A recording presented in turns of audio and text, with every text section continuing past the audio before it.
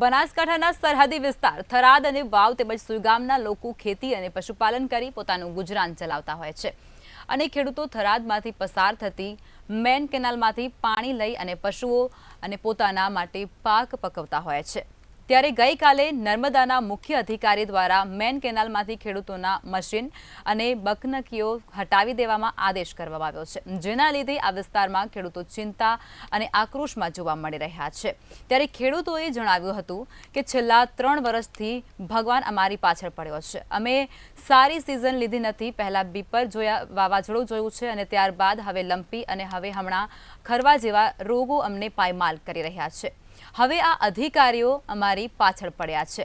મુખ્ય ડેમમાં પાણી હોવા છતાં પણ ખેડૂતોને પરેશાન કરવામાં આવે છે, એવો ખેડૂતો દ્વારા આક્ષેપ કરવામાં આવ્યો છે।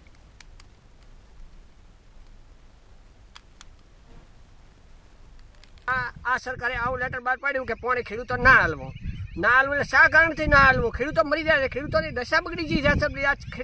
છેલ્લા 4 વર્ષથી ખેડૂતોને પતંગ ઠોચી એક પેલું ચોમાસું રાગે હતું એટલે વાયરસ આવ્યું, વાવાઝોડું આવ્યું, પછી ઢોરોમાં વાયરસ આવ્યું, પછી આ થોડો માથે આયરન બી થાય એમ એટલે એમાં મેલાનું કારણ થઈ ગયું, બધું કોઈ ઉભો ધન જતા રહ્યા એટલે આમાં ખેડૂતોને તો નર્ધન કરી આપણે આ સાલ થોડી આશી હતી કે હવે સરકાર ઉપર કેનાલ છે એટલે બાજરી પાછળ એમાં કોઈ 25 રૂપિયા મળશે, ખેડૂતોને સહાય મળશે, તો કોઈ સરકારે હાલતી નથી, છતાં પાણી લેવા દેતી નથી। ખેડૂતોને ચો મરવો શું કરવું? ખેડૂતોને હવે ખેડૂતોની તો દશા બગડી ગઈ છે।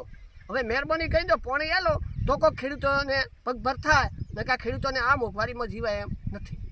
બહાર પાડ્યું છે લેટર કે પાણી ખેડૂતને ન હાલવાનું, એટલે ન હાલવાનું એવું છે કે અમે 3 વર્ષથી કોઈ સિઝન લીધી નથી।